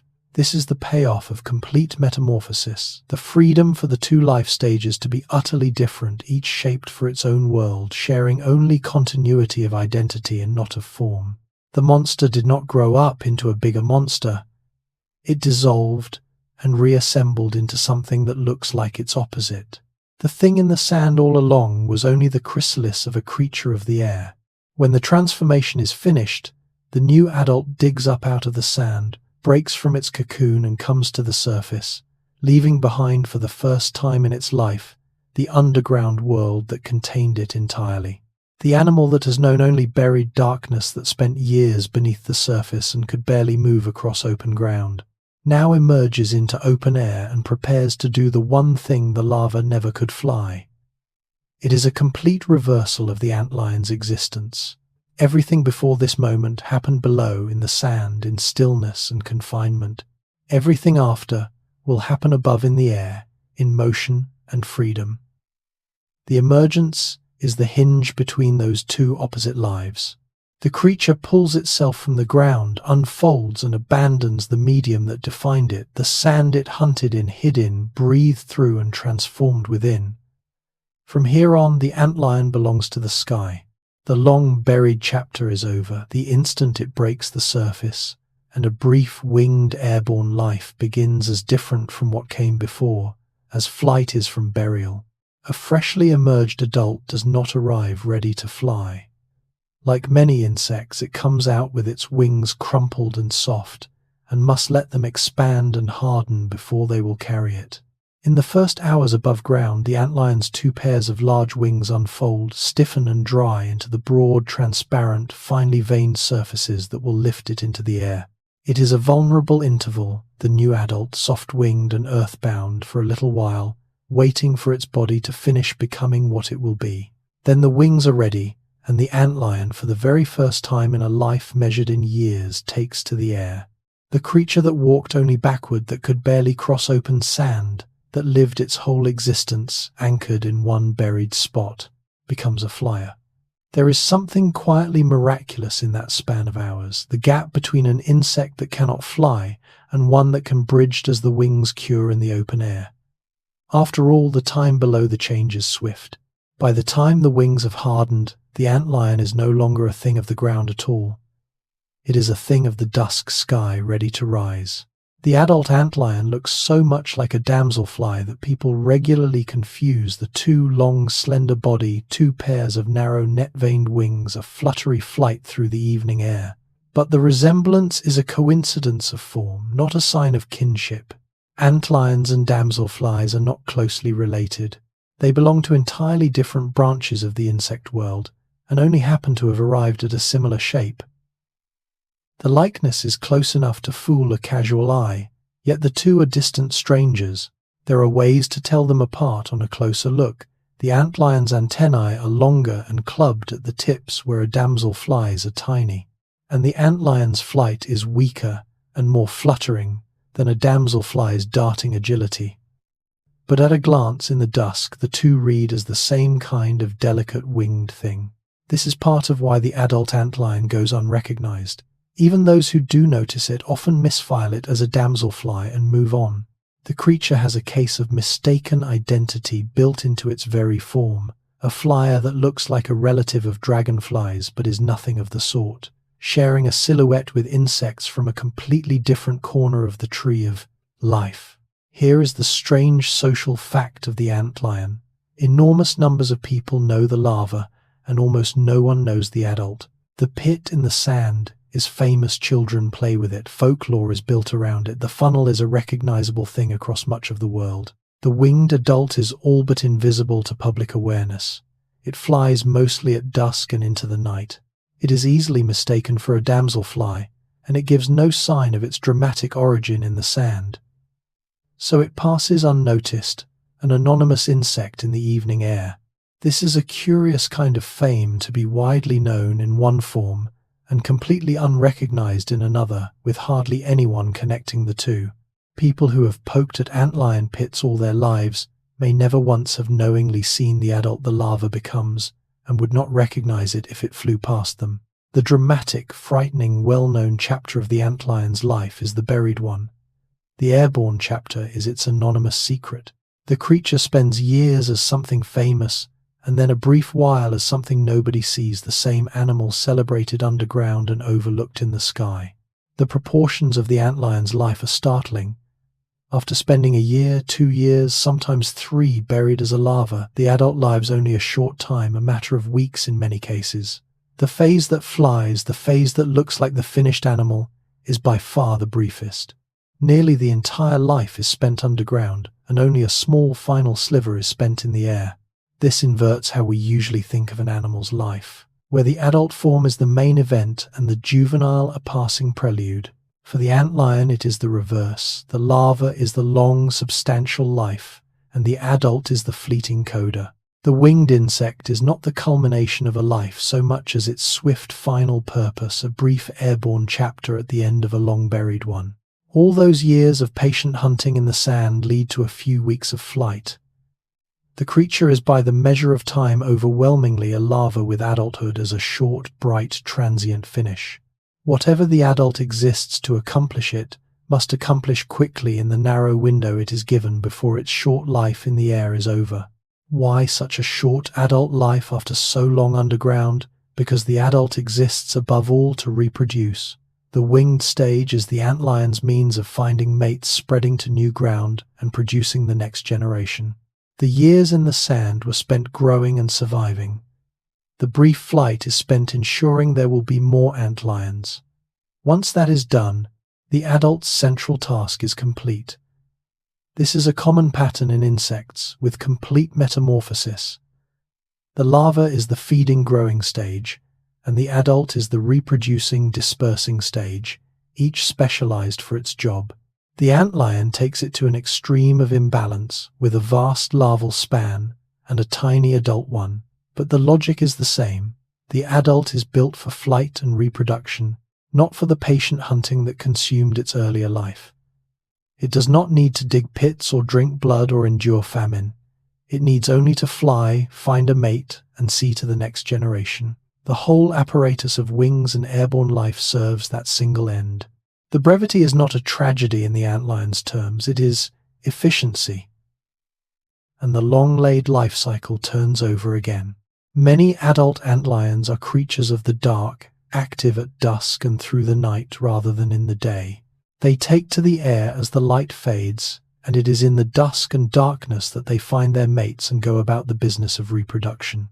This nocturnal habit is another reason the adults go so unseen. They are abroad when most people are not watching, fluttering through the evening and night air while the daytime world misses them entirely. The creature that lived buried in the dark as a larva continues, in a sense, to belong to the darkness as an adult, simply trading the darkness beneath the sand for the darkness of the night sky. Some adult antlions are drawn to lights after dark, which is one of the few ways people encounter them at all. A slender, long-winged insect appearing at a porch lamp or a lit window in the evening, unrecognized for what it is. Out in the night, away from notice, the adults locate each other and pair, carrying out in a few dark hours the reproductive purpose that the entire long larval life was building toward. The antlion ends as it began, in the dark. The cycle closes where it began. The female antlion lays her eggs in or on the sand, returning the next generation to the same kind of dry, sandy ground where she herself once hunted as a larva. She deposits the eggs into the sand, and from them the new larvae will hatch and begin immediately to dig.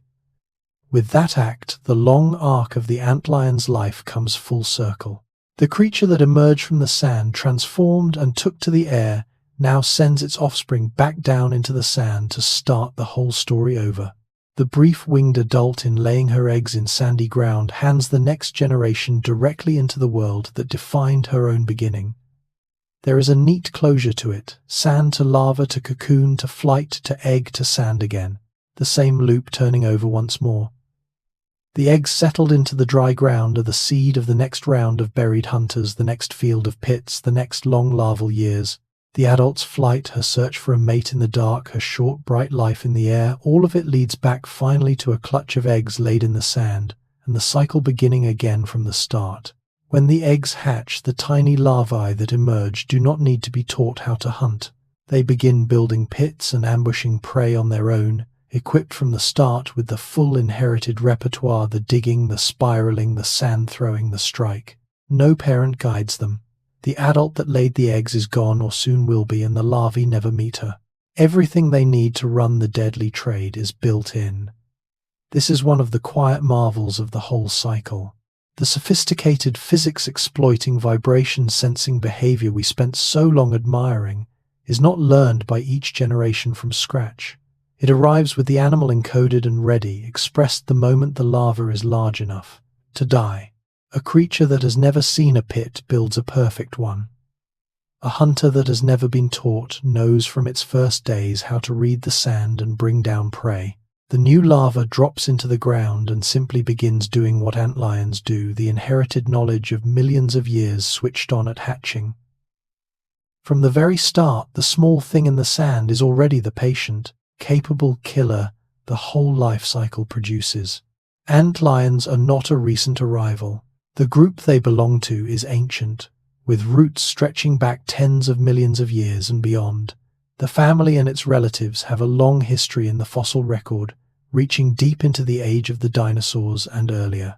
The buried ambush strategy we have been marveling at is not a new trick but an old one refined over a vast span of time. This deep age puts the antlion's design in perspective. The pit trap, the sickle jaws, the patient buried hunting, these are time-tested solutions shaped and reshaped across an enormous stretch of evolutionary history. The creature in the sand beneath your feet is the current expression of a very old way of making a living, one that was already working when reptiles ruled the world. There is something humbling in that continuity, the same fundamental approach to catching prey persisting and being honed across geological time, arriving in the present as the antlion we know. The animal is in a sense a living piece of deep history, carrying forward an ancient predatory strategy. The doodlebug in the dust is the inheritor of a lineage far older and more enduring than its small, overlooked life might ever suggest. Antlions are found across much of the globe, especially in warm, dry, sandy regions, deserts, dunes, sandy soils, and sheltered dry patches on most continents. Wherever there is fine, dry sand, warmth and a supply of small prey, antlions tend to be there, having spread into the dry places of the world wherever conditions allow their traps to function. This broad distribution speaks to the success of the strategy. The antlion is not confined to one corner of the earth, but has established itself widely anywhere the ground offers the dry, loose sand its hunting requires. From desert dunes to the dry soil beneath a building's eaves, the same essential creature persists, building the same essential trap. The familiar funnel in the sand is a site available across a great range of the planet's warm, dry regions, each one the work of a local antlion running the universal antlion trade. The animal has found again and again the sheltered dry niches where its pit can work and filled them across continents. It is a quietly cosmopolitan creature, overlooked but widespread, its buried hunters tucked into the dry ground over much of the world. Antlion is not one animal but many. The family contains a large number of species, many hundreds of them worldwide, varying in size in the details of their bodies and in their habits, including whether or not they build the famous pit.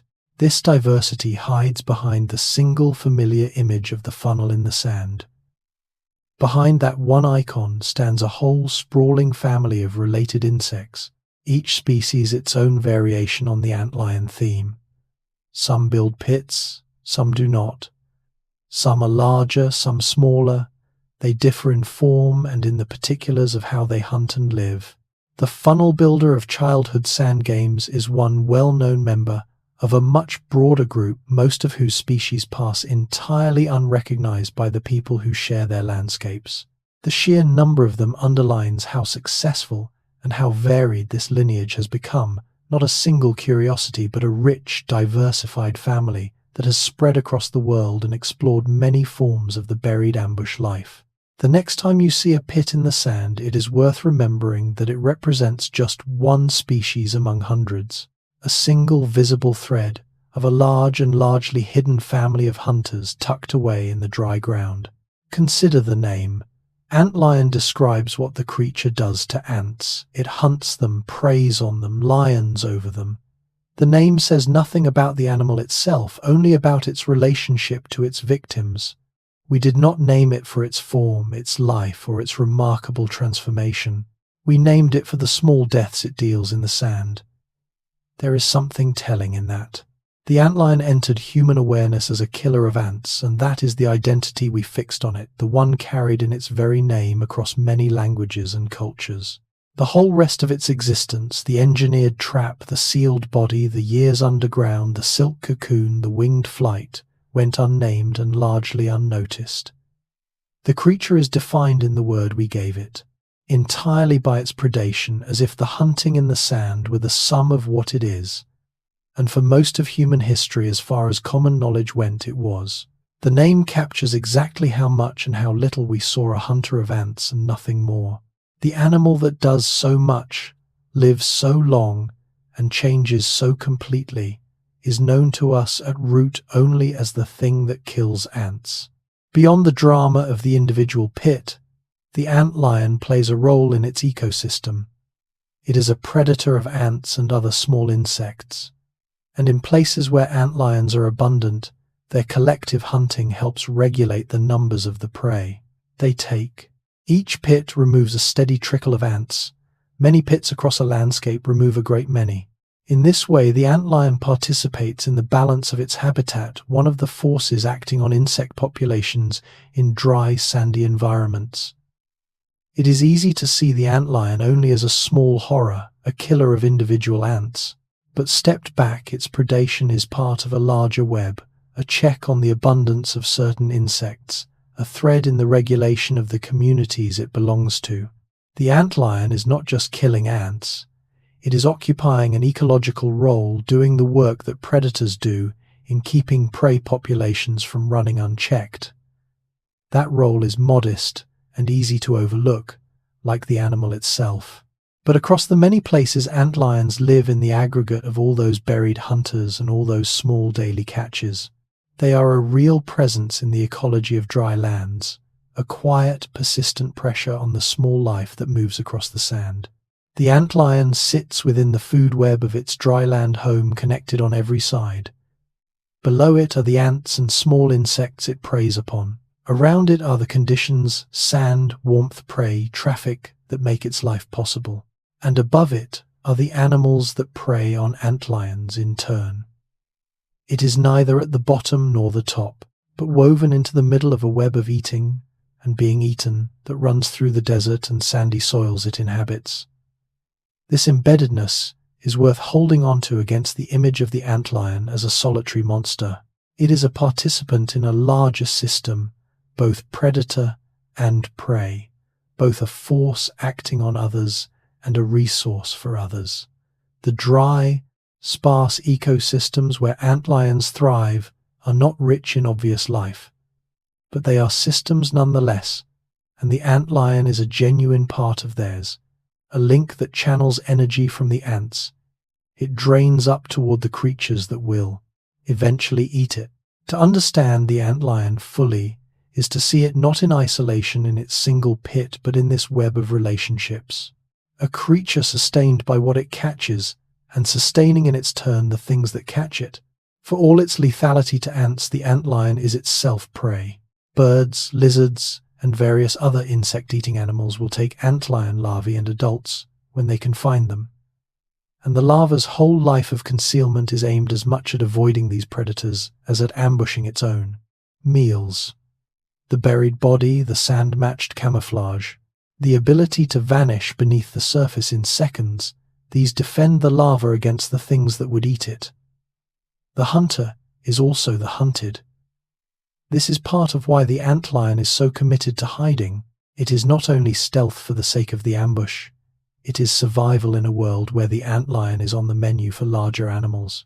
Expose a larva from its pit, and it digs frantically to get back under cover, not just to reset its trap, but to escape becoming a meal itself. The winged adult, soft and fluttering, is vulnerable too, taken by birds and other predators of flying insects during its brief time in the air.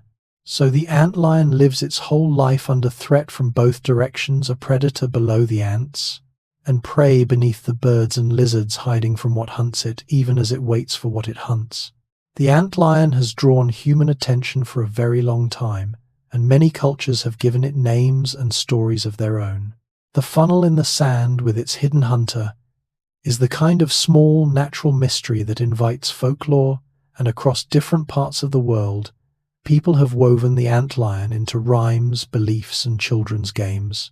The animal that science describes as an ambush predator has also lived a parallel life in human imagination, named and storied by the people who shared its landscapes. This cultural presence is a measure of how the antlion, for all its smallness, has lodged itself in human awareness. Long before its biology was understood, people knew the pit, knew something waited at the bottom of it, and made meaning from that knowledge, in names, in sayings, in the small rituals of coaxing the hidden creature out of its trap. The antlion belongs not only to the sand, but to a long history of human noticing a creature humble enough to be overlooked, yet striking enough to have earned again and again a place in the stories people tell about the small wild things around them. In many places, the antlion larva is known by an affectionate folk name, the doodlebug. The name comes from the meandering, looping tracks the backward-walking lava leaves in the sand like aimless doodles. And in many childhoods, the antlion is the object of a small game. Children kneel by a pit and chant a little rhyme, coaxing the doodlebug to come up out of its sand, sometimes tickling the pit with a blade of grass to lure the hidden lava to the surface. For countless people, this is their only encounter with the antlion. A childhood pastime, a creature teased from the sand on a warm afternoon. There is a sweetness to this that sits oddly against everything the lava actually is. The buried killer with the sickle jaws and the liquefying venom is, to generations of children, a gentle curiosity, a doodlebug to be summoned with a rhyme. The same animal is both the monster of these 100 facts and the harmless playmate of a childhood game. Most people who have ever interacted with an antlion did so this way, kneeling in the sand, never suspecting the full nature of the small thing they were coaxing up, knowing it only by its soft and playful name. Pull these threads together, and a strange fact emerges. The antlion may be one of the most widely known insects in its larval form, and one of the least known in its adult form. Vast numbers of people know the pit, the doodlebug, the funnel in the sand. Almost none know the winged adult, or that the larva becomes one at all. The famous, storied, played-with creature is only half the animal, and the other half, the flyer in the dusk, lives and dies in near total anonymity. The reasons have all appeared along the way. The adult is active, mostly at night. It is easily mistaken for a damselfly. Its adult life is short, and nothing about it advertises its origin in the sand. So the connection goes unmade. People who know the larva intimately would not recognize the adult, and people who happen to see the adult have no idea it spent years as the doodlebug of their childhood. It is a rare case of an animal hiding in plain sight across its own life cycle, celebrated in one form, invisible in the other, with the link between them known to surprisingly few. The whole creature is far stranger and larger than the famous fragment of it most of us carry. The dry, sandy places antlions favor are often hard places to live, hot, arid, sparse in food and water, punishing to most life. Yet the antlion not only survives there, but is suited to it, its whole strategy adapted to exactly these difficult conditions. The slow metabolism that endures famine, the dry sand trap, the buried body that hides from heat and predators, the long, patient larval life. All of it equips the antlion for the lean, harsh environments where many other creatures would struggle. This is part of the antlion's quiet impressiveness. It has made a living in marginal, demanding ground, turning the very dryness and sparseness that challenge other life into the conditions its strategy requires. It needs the dry sand. It tolerates the scarcity. It waits out the hard stretches. The desert and the dune, hostile as they are the antlion's chosen home, and it thrives in them precisely because it is built for hardship, built to need little, wait long, and endure. Where life is thin and conditions are severe, the antlion persists. A small specialist that has found a way to prosper in places that defeat most others. Its endurance as remarkable as its hunting. Because antlions depend on particular conditions, the right dry, loose, sheltered sand, they can be sensitive to changes in their habitat. Disturbances to the ground, shifts in moisture, the loss of the sheltered sandy patches they need, and broader changes to the landscape can affect where and whether they can live. An animal so finely tied to a specific kind of substrate is, by nature, vulnerable to that substrate being altered or destroyed. This dependence gives the antlion a stake in the fate of its environment. The dry, sandy niches it requires are not guaranteed. They can be paved over, dug up, dampened, or otherwise changed in ways that make them unsuitable. As the land shifts, whether through human activity or natural change, the narrow conditions the antlion needs may shrink or move. The creature that has endured across deep time and spread across the world is at the local scale, still bound to the particular ground beneath it, and when that ground changes, the antlion's quiet presence there can fade. Its long evolutionary success does not exempt it from being affected here and now. by what becomes of the specific dry, sandy places it has always called home. Because the antlion is tied to specific conditions, dry, undisturbed, sandy ground with a supply of prey, its presence can say something about the state of a place. A patch of land riddled with healthy pits indicates the conditions antlions need are intact: the right sand, enough shelter, enough small prey passing through. Their presence or absence can serve as a small, quiet indicator of certain qualities of the local ground and the little ecosystem it supports. This gives the overlooked doodlebug an unexpected significance. The funnel in the sand is not only a hunting trap, it is also a sign, a marker, that a particular set of conditions exists where it is found. Where the pits flourish, a certain kind of dry, stable, prey-rich habitat is present. Where they vanish, something about that habitat may have changed. The antlion, in this sense, reads its environment back to us, its presence carrying information about the ground it occupies for anyone who knows to look. The small creature most people only ever coaxed from the sand as children turns out to be, among other things, a faint signal of the health and character of the very ground it lives in. For all that we have learned, the antlion keeps its secrets. There are aspects of its biology that remain incompletely understood: the finer workings of its behavior, the full extent of its sensing and decision-making, the details of its physiology and development. Scientists are still piecing together how much of what the larva does is fixed instinct and how much is flexible response, still mapping the edges of what this small animal is actually capable of. The antlion is not a closed book. It is in many ways still being read. This is part of what keeps researchers returning to it. A creature this accessible, found in dry sand across much of the world, easy to observe in its pit, and yet still holding unanswered questions, is a standing invitation to look closer. The gap between how simple the antlion appears and how much it turns out to do has not been fully closed, and within that gap lie the mysteries still waiting to be solved. The doodlebug in the dust, for all its familiarity, has not finished surprising the people who study it. There is more to know, and the knowing is ongoing.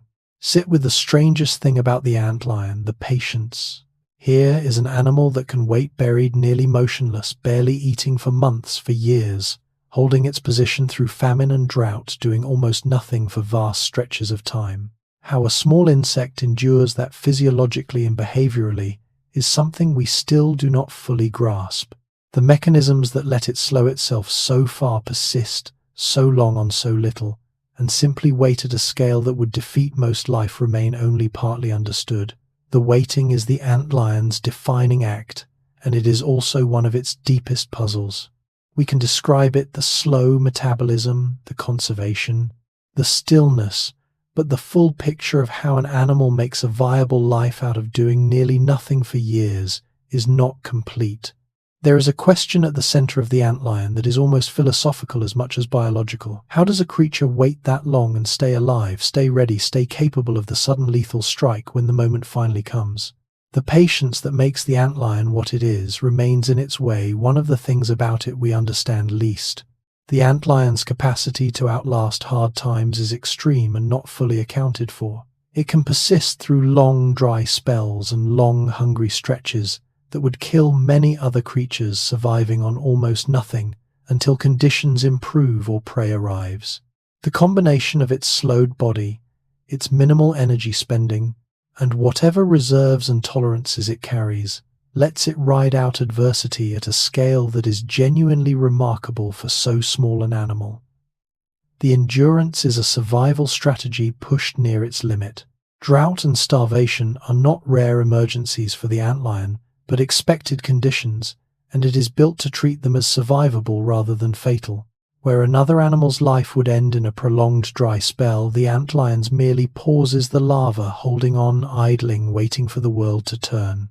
This toughness, this refusal to be defeated by scarcity, is among the antlion's most quietly extraordinary traits, a small insect outlasting hardships that the surrounding life cannot, persisting in the dry ground through the worst stretches by virtue of needing so astonishingly little to stay alive. The antlion stands as a kind of lesson in an idea most predators contradict. We tend to equate success with action, with speed, pursuit, force, the chase run down and won. The antlion succeeds by doing the opposite. It builds, it commits, it waits, and it lets the world bring the prey to it. Its whole life is an argument that patience, position, and economy can be as powerful as any chase. There is something worth sitting with in that. In a living world full of motion and pursuit, here is a creature that has prospered for ages by mastering stillness, by spending almost nothing, demanding almost nothing, and waiting longer than seems possible for the rare, decisive moment. The antlion makes waiting into a weapon and scarcity into a way of life. It suggests that there is more than one path to endurance, and that the patient, economical, positional way of the buried hunter is in its own quiet fashion every bit as successful as the dramatic way of the runner and the leaper. The doodlebug in the sand has been practicing this lesson for tens of millions of years, and it is still here, still waiting, still proving the point. The strategy the antlion embodies is old, almost beyond reckoning. The buried ambush, the trap, the patient strike, these belong to a lineage that reaches back across tens of millions of years, and more, persisting through vast stretches of the planet's history. The way of life we have followed through these 100 facts is not a passing experiment, but a deeply established, time-tested solution, carried forward across geological ages to arrive intact in its essentials in the sand of the present day. That endurance across deep time is its own kind of testament. Whole worlds have come and gone while the antlion's basic approach to living has held, refined, varied, spread across the globe, but fundamentally the same patient, buried hunt. The creature beneath your feet is the present-day expression of an ancient and remarkably durable idea, one that worked when the world was unrecognizably different and works still. There is a humbling continuity in that, a thread of survival running unbroken from the deep past to now. The antlion is not just an animal, it is the living edge of a very old story, the latest chapter of a strategy that has outlasted ages. Hold the central paradox of the antlion one last time. It is among the most effective small predators of its habitat, and it achieves that effectiveness chiefly by doing nothing, by sitting still, buried, waiting while a structure of sand does its hunting for it. Its power is not in motion, but in the absence of motion, not in effort, but in the brilliant economy of effort. The thing that makes it deadly is precisely its refusal to act until the single moment that matters. This inverts almost everything our instincts tell us about what a hunter is. The antlion is lethal through patience, formidable through stillness, successful through restraint. It has taken the least dramatic possible approach to predation and perfected it, building a life around the radical idea that the best hunting may be no hunting at all, only waiting in the right place, in the right way, for long enough. In a world that rewards speed and aggression, the antlion is a standing exception, a creature that has thrived for ages by mastering the art of doing nothing until everything depends on a single sudden act. It is perhaps the purest predator of patience that the small world of the sand has ever produced. For a creature so widespread and so familiar in its larval form, a surprising amount of the antlion's life remains unstudied. Many of its hundreds of species are little known. The full range of its behaviors, the details of its development, the extent of its capabilities, the lives of its adults, much of this has received only limited scientific attention. The antlion is, in a real sense, a common animal that we still know incompletely, its familiarity masking how much about it has yet to be examined closely. There is a quiet invitation in that incompleteness. The antlion is not some remote, inaccessible creature of the deep sea or the far wilderness. It lives in dry sand across much of the world, often close to where people are. And yet it has not given up all its secrets. The gap between how near it is and how little we fully understand it is wide enough to hold a great deal of future discovery. The doodlebug of childhood, the monster of these 100 facts, the flyer of the dusk across all its forms, it remains a creature with more left to learn than most people would ever guess, of something so common and so close at hand. Step outside somewhere warm and dry and find a patch of sheltered sand under a ledge beneath an overhang in the dust against a wall. Look for a small clean funnel pressed into the ground no wider than a coin. If you find one, you are looking at the open end of everything in this story. Beneath it right now, a lava is buried, jaws raised, motionless, reading the sand for the tremor of a footstep. It has been waiting. It will go on waiting. It does not know it will one day spin a cocoon, dissolve, and rise into the dusk on wings that look like nothing it has ever been. It only knows the trap and the patience and the sand. The antlion is doing at this very moment what its kind has done for tens of millions of years, waiting in the dry ground, in countless small funnels across the warm places of the world for an ant to take one wrong step. The pit looks empty. It is not. It never was. And somewhere not far from where you stand in a coin-sized cone of sand, the oldest patience in the world is still holding its breath, still set, still waiting for the ground to move.